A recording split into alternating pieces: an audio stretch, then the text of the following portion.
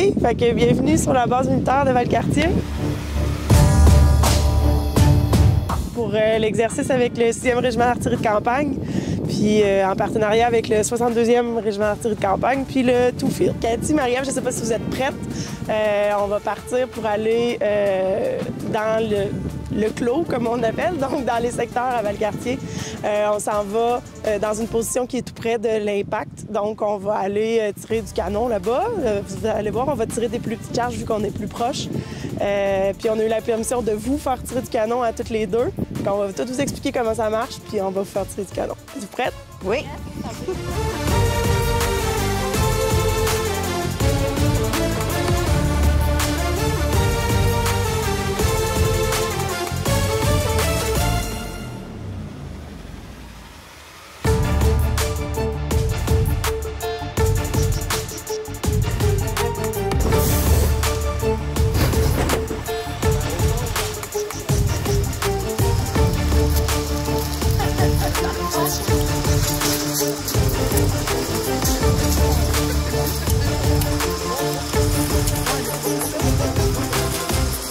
Aujourd'hui, dans le fond, on est 3 unités. On a différentes positions sur, dans le fond, nos guns. Le gun, c'est le canon, évidemment. Puis, on a des responsabilités. Tantôt, il va y avoir des compétitions de tir entre les unités. Fait que là, on espère de gagner. Dans le fond, il va y avoir 3 exercices préparatoires qui s'appellent des CPX. Puis, ça, c'est vraiment pratiquer nos drills sans munitions. Puis c'est pas nécessairement sur la base, ça peut être directement à l'unité. Puis par la suite, on a des GPE qui appellent. Ça, c'est l'exercice vraiment à tir réel. Ce qu'on va faire aujourd'hui. C'est le dernier à peu près de l'année aujourd'hui qu'on fait. C'est le GPE 3. Ça rassemble l'unité. Chose qu'il faut comprendre dans la réserve, c'est un travail à temps partiel. Alors c'est ça, les gens sont aux études à temps plein ou travaillent au civil. Certains ont des contrats à temps plein comme moi, mais c'est pas la majorité. Puis dans le fond, ces exercices-là, ça permet de tous se rejoindre puis travailler en équipe, c'est ça qui est le fun, là. Puis c'est pas toujours le même monde qui se présente sur les exercices, justement à cause des préoccupations civiles, mais on finit toujours par se recroiser, puis c'est... Alors, c'est le fun. J'ai commencé, j'allais faire mes cours, toutes mes qualifications. J'ai été faire le métier d'artillerie par la suite. C'est le métier qui m'attirait le plus. Il y a un poste qui s'est ouvert à la cellule du recrutement, au 6e régiment d'artillerie, évidemment. J'ai appliqué dessus, puis j'ai fait les formations nécessaires pour justement m'occuper avec Sergent Beaulieu de cette partie de l'unité qui est super importante pour garder de l'activité, puis le régiment, justement, avoir des nouveaux visages, de la nouvelle énergie, tout ça. Puis cette année, ça va très bien. On est très fiers des résultats qu'on a atteints.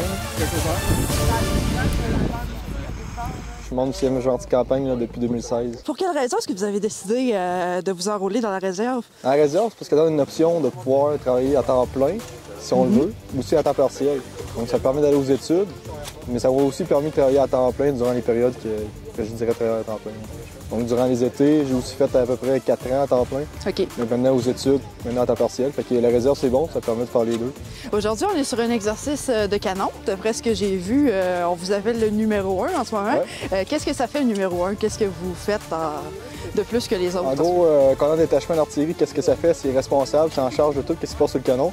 Donc moi, j'ai reçu des munitions de tir, j'ai reçu des données, l'information en munitions. Moi, je mets ça dans le canon d'artillerie. Puis moi, je m'assure que les obus soient tirés de bonne façon, au bon moment, à la bonne coordonnée. C'est moi qui est en charge de ça. Lorsque vous décidez que vous voulez occuper ce poste-là, comment est-ce que ça peut prendre de temps? Qu'est-ce que vous devez faire pour devenir numéro 1? Pour moi, ça commence au début avec la formation d'artilleur de base. Là, après ça, en prenant de l'expérience tranquillement, on vient à faire un cours de leadership qui nous permet d'atteindre le grade de chef. Là, ensuite de ça, encore là, on fait un autre cours qui permet de pouvoir commander comme adjoint de canon. Encore là, c'est la supervision d'un numéro 1. Puis encore après ça, on fait une autre formation qui permet d'être numéro 1. Puis à partir de seulement ce moment-là, on peut s'occuper du canon là, avec numéro 1.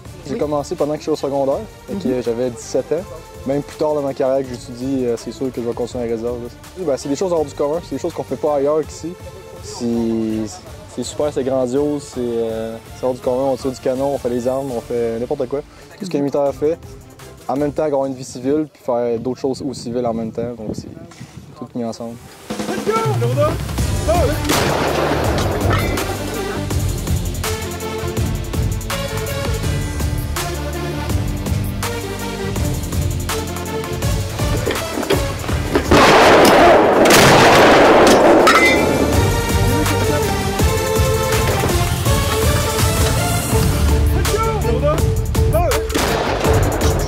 frère, les Ouellettes, en ce moment dans l'armée. Est-ce que vous pouvez me parler un peu de votre frère aussi? Oui, mon frère, ça fait presque 13 ans qu'il est dans les forces aussi. C'est lui qui m'a encouragé à venir par après. Il avait vraiment l'air d'avoir du fun. Je me disais que j'étais là pour avoir du plaisir, que j'étais pas là pour me casser la tête. J'étais à l'école, fait que ça me fait décrocher de l'école, ça me fait penser à d'autres choses. Est-ce que l'armée, ça serait une carrière pour vous ou bien est-ce que c'est passager comme ça ou est-ce que vous souhaitez vous enrôler à temps plein éventuellement? Moi, j'aimerais ça garder ça temps partiel avec ma job civile. OK. J'aimerais ça continuer. J'ai pas d'intention de quitter.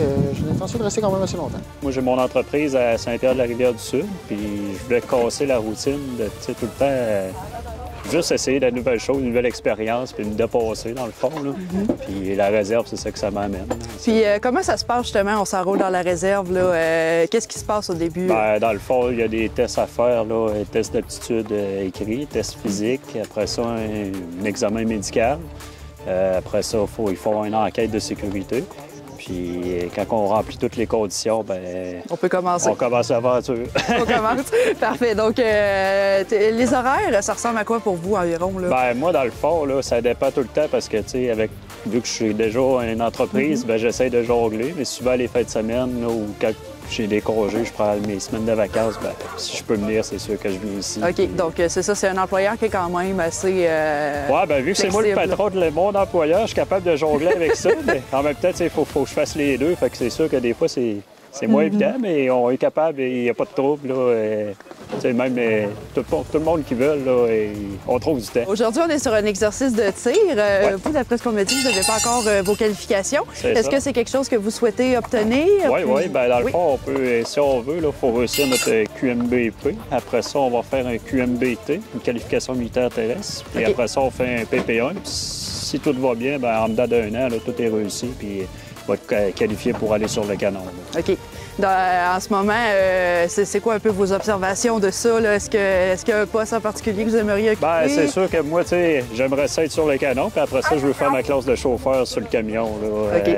Surtout, moi, c'est les deux. Là, présentement, là, c'est ça, j'observe, puis on apprend. Fait que dès que j'arrive en PP1, bien, je vais avoir déjà une bonne idée de ce qui va se passer. Puis finalement, là, ça fait quelques mois que vous avez intégré la réserve. Est-ce que vous comptez rester quand même un bon moment? Est-ce que c'est quelque chose que vous appréciez beaucoup? Oui, j'aime ça. C'est de quoi qui... C'est motivant, puis c'est valorisant aussi. Tu sais, on est une équipe, puis on est comme une grande famille.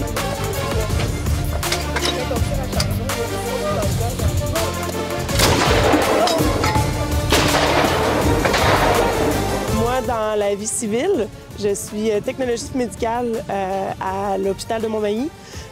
Donc ça, c'est dans les laboratoires, dans le fond. Autant jour, soir, nuit, fin de semaine, tout mélangé. Fait que c'est sûr que ça donne des gros horaires. Mais la réserve, je fais ça depuis que je suis aux études, depuis que je suis au secondaire. Fait que ça l'a juste intégré ma routine, puis on continue avec ça. Donc, c'est quand même possible d'intégrer, de s'enrouler, même si on a un métier à temps plein, là. Ça s'ajuste à notre horaire. Absolument. Il y a toujours moyen de s'organiser avec notre chaîne de commandement pour qu'on puisse choisir des cours qui vont bien s'adapter à notre horaire. Il faut juste avoir une bonne motivation puis se dire que quand même, il faut donner du temps, malgré tout. Mais ça s'ajuste très bien avec les horaires, les familles, tout est faisable. C'est sûr que ça remonte à un petit bout, là, on l'a déjà mentionné, mais est-ce que vous vous souvenez un peu pourquoi est-ce que vous aviez choisi de vous enrôler au départ? Oui, j'étais à l'école secondaire, puis on était dans le temps où on commençait à se chercher des jobs étudiantes à 16 ans, puis il y a un recruteur de l'armée qui est venu à mon école, puis il m'a parlé de ça, puis j'ai jasé avec toute mon heure de dîner, je pense, puis je me suis dit, c'est la meilleure job étudiante du monde, je pourrais jamais vivre ça ailleurs. Fait que je me suis enrôlée. Puis l'artillerie, tu sais, je suis sur du canon la fin de semaine. Je me dis, c'est dur à battre quand même. Fait que quand on reçoit la munition qu'on va appeler standard, qui est l'explosif brisant, ça arrive dans un tube en plastique comme ça, avec un bouchon des deux côtés. Celui-là, il était rentré tête vers le fond. Fait que ça, c'est vraiment notre projectile. Comme vous pouvez voir, il arrive pas de fusée. Fait que présentement, mettons qu'on tirerait, il exploserait pas parce qu'il n'y a pas l'intelligence de savoir quand est-ce qu'il faut qu'il pète. La fusée, c'est vraiment le cerveau, comme le sergent Beaulieu vous a montré tantôt.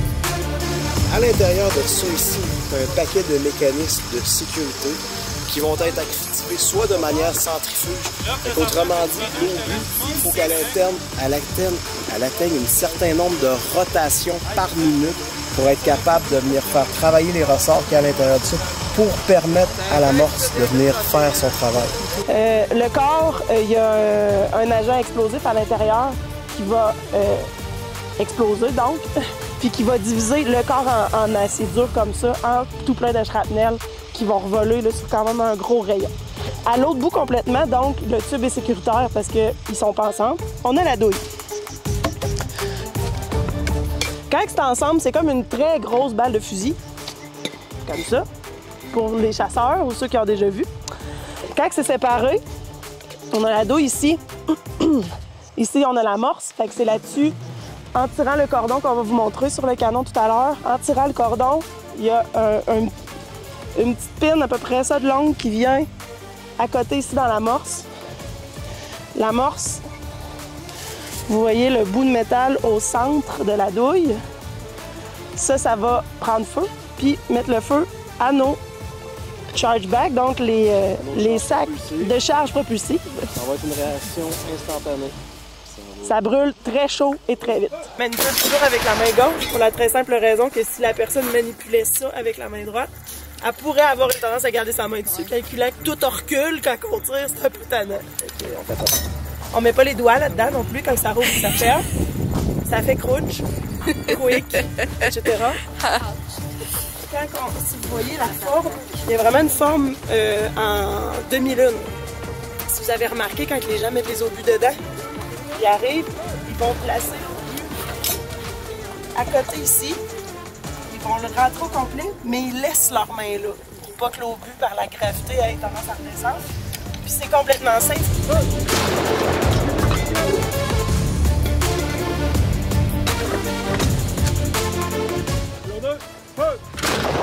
Ça, tu peux pas te blesser. S'il n'y a pas d'obus, tu peux te faire mal. S'il y a un obus, t'es correct. Fait que là, il y a quelqu'un qui va prendre un obus, quelqu'un de ce gang-là, qui va prendre un obus, qui va venir le mettre dedans. C'est la personne qui occupe déjà ce poste-là qui va venir s'occuper de fermer ça. Ensuite, on va vous placer. D'accord, des petits? OK. Très important. On n'écoute pas le feu qui sort de tout ça. On écoute le feu qui sort de sa bouche à lui. C'est le seul sur le canon qui a le droit de dire feu. Parfait. Peu importe ce qui sort de ça. C'est lui qui décide. C'est lui le boss. On la prend comme ça. On appelle ça la poire. Vous saisissez la corde comme ça avec votre main droite. Vous restez bien installé. C'est pas forcé, c'est pas dur. Là. Puis quand il dit feu, on tire comme ça. Vous pouvez mettre votre poids, vous pouvez tourner. Gérez-vous, mais on tire comme ça.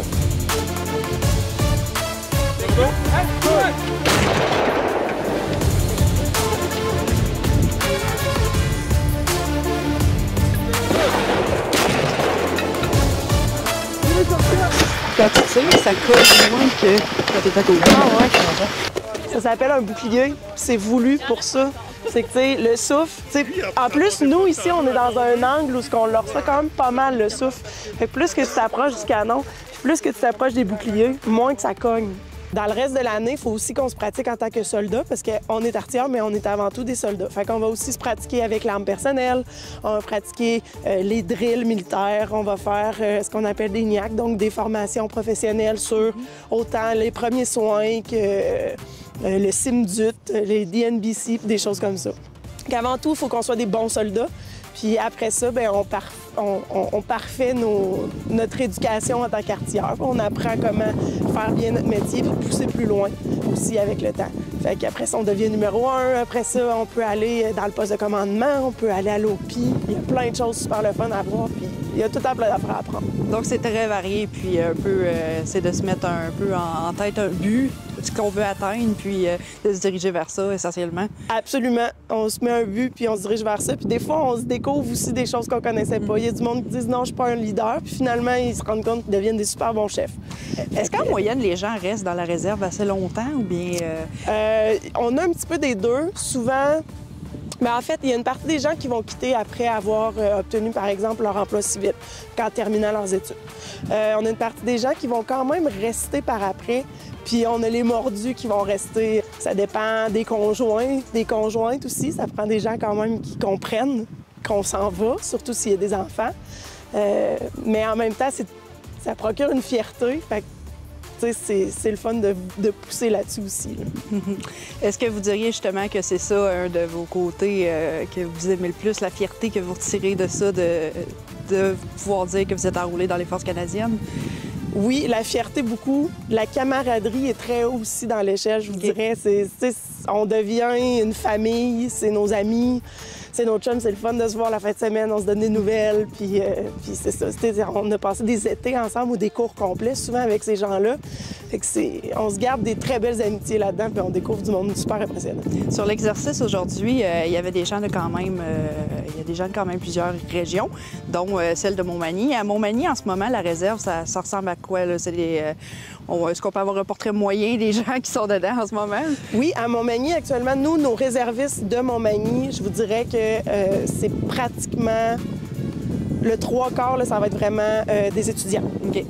On a des étudiants qui utilisent autant la réserve pour les aider à payer leurs études que pour avoir une rémunération pendant qu'ils sont à l'école. Est-ce qu'il y a beaucoup de femmes qui décident de s'enrôler? Je vous dirais que dans les 10 dernières années, ça a énormément augmenté. Beaucoup plus. Moi, quand je suis rentrée en 2003, on était 3 ou 4 dans le régiment au complet. Maintenant, on est 10, 12, 15, souvent par régiment. De plus en plus de femmes fortes aussi, là, qui font vraiment leur cours de leadership, qui deviennent chefs puis qui deviennent sergents. C'est vraiment plaisant. On en a une, d'ailleurs, au régiment, le sergent Mayotte, là, qui est en bonne voie de devenir adjudant prochainement. D'après moi, ça va être notre premier adjudant féminin au régiment. On a des très bons officiers aussi dans les femmes, les hommes aussi, bien sûr, là, mais on a des femmes aussi, des femmes qui ont un cursus universitaire très impressionnant au civil, qui choisissent aussi de donner leur temps, puis qui, honnêtement, font un job vraiment impressionnant. Okay. Au niveau du 6e, en tout cas, là. Je pense que c'est généralisé. Je pense qu'il y a de plus en plus de femmes dans l'armée en général, mais au 6e, on est très bien représentés au niveau féminin. On est bien chanceux. Il y a eu une évolution dans les dernières années qui s'est vraiment remarquée. Définitivement.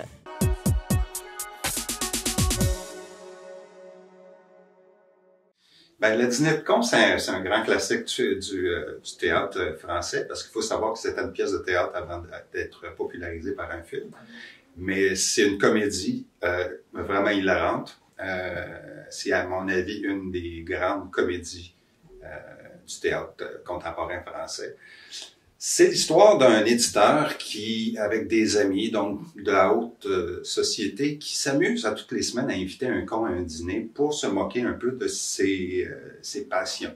Il n'est pas au bout de ses peines, le pauvre Pierre Brochant, parce que Pignon, bien qu'il veut l'aider, c'est toujours de catastrophe en catastrophe, ça empire toujours la situation. C'est un bon gars avec beaucoup de volonté, mais très peu de moyens pour arriver à ses fins. Je remercie Éric de m'avoir fait ce rôle-là. Quand il m'a appelé pour me dire « j'ai un rôle de con à jouer », j'ai tout de suite pensé à toi. C'est quand même flatteur, mais c'est de le voir toujours s'empêtrer, puis il s'appelle, puis il essaye de sortir, mais il creuse toujours par en bas. Fait que c'est le fun de voir jusqu'où il peut s'enfoncer dans cette pièce-là. Puis au moment où il pense qu'il a réussi, ça recommence.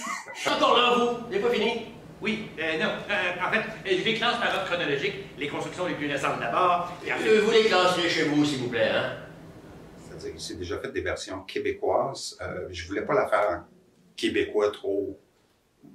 Ce que je voulais garder surtout, c'est la proximité géographique. Avoir un langage quand même soutenu, mais proche quand même d'un langage qu'on est habitué d'entendre ici. Véritablement pas la jouer à la française.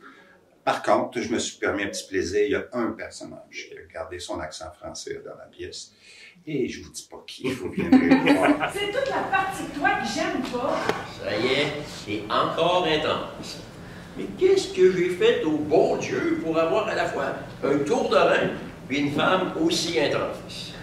C'est quelque chose, effectivement. Vous voyez pourquoi ça me déprime, hein? Il m'a l'air effectivement assez exceptionnel. On voit une place. Étienne. Quoi? Arrête tes niaiseries, Étienne, je t'ai reconnu. Non, vous vous trompez, là. Monsieur Leblanc, je suis pas Étienne, moi. Je suis le producteur. Et j'arrive de Drummondville. On a pas mal des bons joueurs à toutes les positions. Nadine Mercier, qui joue le rôle de Christine Brochant, donc l'épouse de Pierre. On a Julie Gagné, qui joue le rôle de Marlène, qui est est une connaissance de Pierre Brochard, une connaissance proche. On a juste Leblanc qui est joué par Éric Bernard et mon ami ici qui joue Lucien Cheval et Claudine Landry qui joue le rôle du docteur Archambault. C'est curieux parce que même pour un théâtre amateur, quand tu demandes les droits pour cette pièce-là, c'est assez directif, puis il faut que tu suives des règles. Venez nous voir parce que vous avez une très belle salle. On a la chance d'avoir une super salle qui a été rénovée, confortable. On peut être effectivement très fiers du partenariat qu'il y a eu avec la ville. On a une vraie belle version de cette pièce-là. Tout le monde a vu le film. Tout le monde, il y a peut-être des gens qui ont eu la chance de voir une version de cette pièce-là. Je pense que notre version est vraiment pas gênante. Je pense que ça vaut la peine de venir nous voir, de venir nous encourager. Il y a des faces là-dedans que vous connaissez. Venez nous voir, venez nous voir faire des folies. Je pense qu'honnêtement, vous allez passer un fichier de bon moment. Pour vrai, là, ça vaut la peine. Puis c'est quand même très abordable. Donc c'est un beau divertissement, je pense, pour tout le monde. Vous allez rire. Ah, vous allez rire. Ça, c'est sûr, vous allez rire. Et voilà, on allait les voir. Hey, pour pas cher, hein? Il a marché au bout. Et ma femme? Quoi, votre femme? Il a oublié ma femme. Il fait le clown pendant 5 minutes et il oublie ma femme. Ça dépasse tout ce qu'on peut imaginer. Ah oui, j'ai fait la boulette. Ça dépasse vraiment.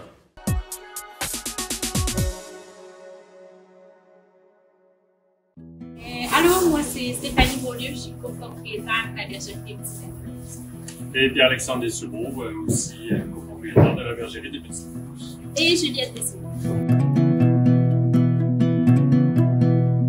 Dans le fond, nous, on est producteurs vin. La bergerie des Petites Laineuses, c'est une entreprise qui fait essentiellement de l'élevage pure race. Donc, on va vendre des béliers de reproduction de race pure d'Ossette et également des anielles de reproduction. Puis, tous nos sujets qui sont pas nécessairement conformes pour la vente en pure race vont être vendus comme agneau à viande, finalement. Donc, on a plusieurs produits transformés, mais également beaucoup de découpes là, en vente à notre boutique à la ferme. Vous existez depuis 2021. Est-ce que tu peux me faire un bref résumé d'un peu le parcours que vous avez eu jusqu'à présent, là, un peu les modifications qui ont été faites à la ferme et un peu aussi, c'est ça, où vous en êtes aujourd'hui? Oui, parfait. Ben nous, on a fait une formation chez un producteur à vin émérite pendant près de 2 ans et demi. Puis, c'était au Kamouraska. On est tombé en fait sur la perle rare ici, le petit domaine qu'on a acheté, qui avait tout ce qu'on avait besoin, donc une terre, un bâtiment existant, puis une maison également. Donc on fait ce petit trio-là pour réussir à réaliser notre projet. Donc on a commencé officiellement en juin 2021, suite à notre formation. Puis quand on est arrivé, le bâtiment de ferme qu'il y avait, c'était une écurie, donc il y avait beaucoup de modifications à faire. Le domaine avait été abandonné pendant près de 2 ans et demi, donc il y avait aussi beaucoup d'entretien à réaliser là, afin de pouvoir, par exemple, envoyer nos animaux au pâturage.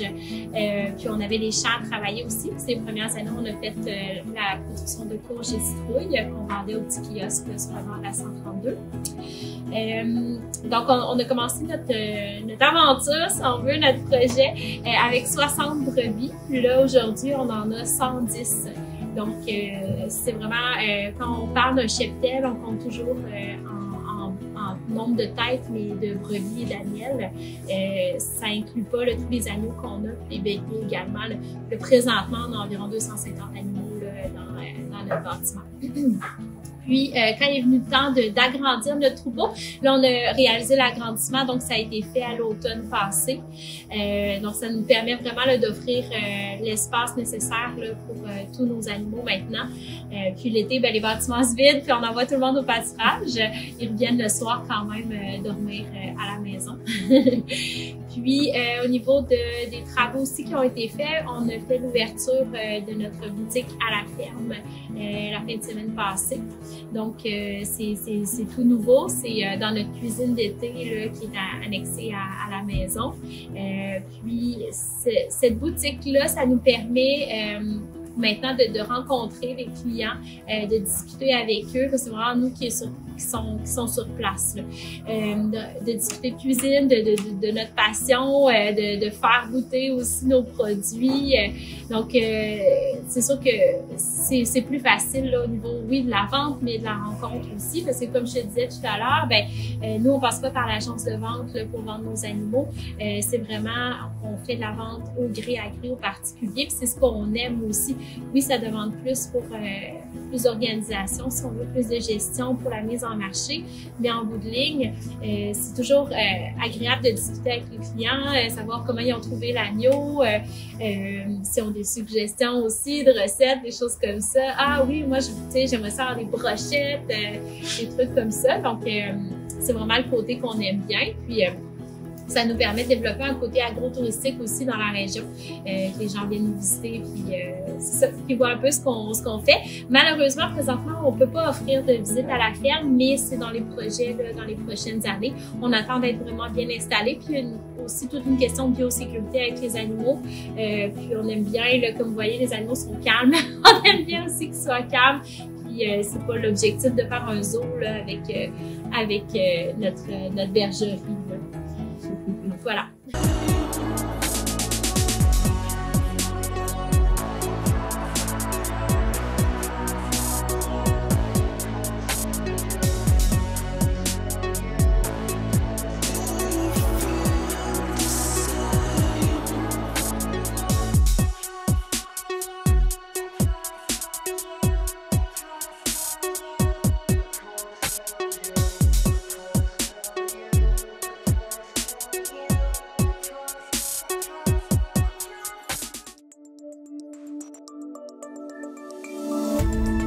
Cette émission d'Accès est appuyée par Cogeco et est rendue possible grâce à la collaboration de la communauté avec Nous TV.